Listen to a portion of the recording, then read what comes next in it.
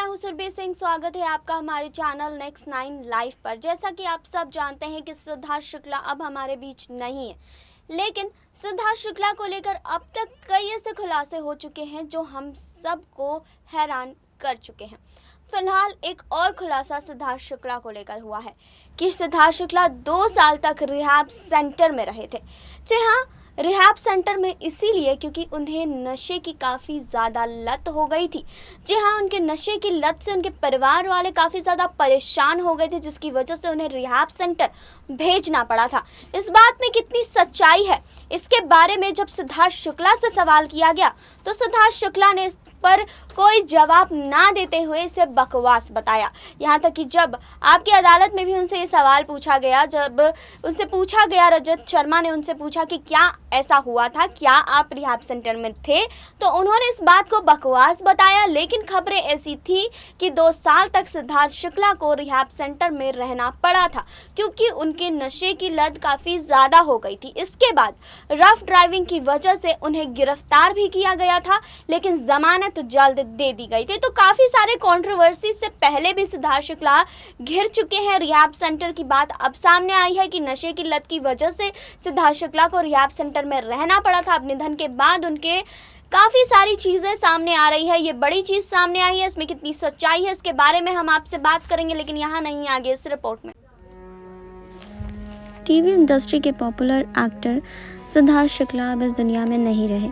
आपको बता दें कि कार्डियक अरेस्ट की वजह से उनका निधन हो गया और आपको बता दें कि इसके बाद उन्हें कूपर अस्पताल भी ले जाया गया था और इस खबर के सामने आने के बाद से ही सिड के फैंस बहुत सदमे में थे। आपको बता दें कि एक और खबर सामने आई है कि सिद्धार्थ को नशे की लत के चलते 2 साल तक रिहैब सेंटर में रहना पड़ा था। इसका जवाब खुद सिद्धार्थ ने ही दिया था। कई रिपोर्ट्स में ये दावा किया गया था कि सिद्धार्थ शुक्ला को नशे की आदत थी। वह सफलता के बाद बहुत नशा करने लगे थे। नशे की वजह से उनका एंगर इशू भी हुआ करता था। इस लत को छोड़ने के लिए वो करीबन 2 साल तक रिहैब सेंटर में भी रहे थे। इस बारे में जब बिग बॉस के घर में बात हुई तो सिद्धार्थ ने साफ तौर पर इसे कोरी बकवास बताया। अब आपको बता दें कि उन्होंने टीवी शो आपकी अदालत में भी इस बारे में बात करते हुए कहा था कि जब वह इतने सालों से लगातार स्क्रीन पर नजर आ रहे हैं तो 2 साल के लिए रिहैब सेंटर कब गए। सिद्धार्थ के इस जवाब ने उनके विरोधियों की बोलती भी बंद कर दी। अब आपको बता दें कि बात साल 2018 की है, जब रैश ड्राइविंग के मामले में सिद्धार्थ शुक्ला को जेल जाना पड़ा था, पर कुछ ही देर में उनकी जमानत भी हो गई थी। इस बारे में उन्होंने कई बार खुलकर बात की और अपनी गलती पर वो शर्मिंदा भी रहे थे। कम लोग ये जानते हैं कि सिद्धार्थ शुक्ला ने एक्टिंग के पहले भी कुछ काम किए हैं। इतना ही नहीं, वो एक नौकरी भी कर चुके थे। सिद्धार्थ शुक्ला को शायद खुद ये नहीं पता था कि किस्मत उन्हें टीवी की दुनिया में राज कराने वाली है। इसीलिए उन्होंने अपनी स्कूलिंग के बाद इंटीरियर डिज़ाइनिंग में ग्रेजुएशन की डिग्री हासिल की थी, जिसके बाद उन्होंने काफ़ी कम समय के लिए ही लेकिन RBI में बतौर इंजीनियर नौकरी भी की थी। बस नौकरी के बाद साल 2005 में उनकी सफलता की कहानी तब शुरू हुई जब वो देश के पहले ऐसे मॉडल बने जिसने वर्ल्ड बेस्ट मॉडल का खिताब हासिल किया, और वह पहले भारतीय और एशियन थे जिन्होंने ये टाइटल जीता था। इस कंपटीशन में लैटिन अमेरिका और यूरोप से लोग आए थे। ये कंपटीशन तुर्की में हुआ था। अब आपको बता दें कि सिद्धार्थ शुक्ला अपने जीवन में बहुत आगे बढ़े, बहुत उन्होंने नाम कमाया। जैसा कि उन पर ये बातें हुई कि वो रिहैब सेंटर में रह चुके थे, तो जब बिग बॉस 13 में वो दिखाई दिए तो बिग बॉस 13 में उन्होंने ये सारी चीज़ें क्लियर भी की। कहीं ना कहीं ये भी बताया गया कि सिद्धार्थ शुक्ला का परिवार इस चीज़ से काफ़ी ज़्यादा परेशान भी हो गया था। खासकर उनकी माँ इस चीज़ से बहुत ज़्यादा परेशान हो गई थी कि सिद्धार्थ को नशे की लत थी, लेकिन सिद्धार्थ ने इस चीज़ को सरासर ठुकरा दिया। सिद्धार्थ ने साफ कहा कि ऐसा कुछ भी नहीं है, मैंने ऐसा कुछ नहीं किया, और अगर मैं 2 साल तक रिहैब सेंटर में था तो मैं स्क्रीन पर कैसे नज़र आ रहा था। उनका ये जवाब सुनकर हर किसी की बोलती बंद हो गई, कोई भी आगे कुछ बोल ही नहीं पाया। जैसा कि आप सबको हमने बताया कि 2018 में सिद्धार्थ शुक्ला के ऊपर FIR हुई थी, उन्हें जेल हुई थी, लेकिन कुछ ही देर में उन्हें रिहा भी कर दिया गया था। रैश ड्राइविंग उन्होंने की थी, जिसकी वजह से उन्हें जेल जाना पड़ा था। अब सिद्धार्थ शुक्ला को लेकर कई ऐसी खबरें सामने आती रहती है और हर किसी पर भरोसा करना शायद ये हमारे बस की बात नहीं है, लेकिन जिस तरह से बातें सामने आई थी कि उनकी माँ उनकी शादी से बहुत परेशान हो गई थी, उनको एंगर इशू बहुत ज़्यादा एंगर इशू उनका था, जो हमने बिग बॉस 13 में देखा कि उनको कितना ज़्यादा एंगर इशू था, जिसकी वजह से ही इस खबर को ज़्यादा टाल मटोल किया गया।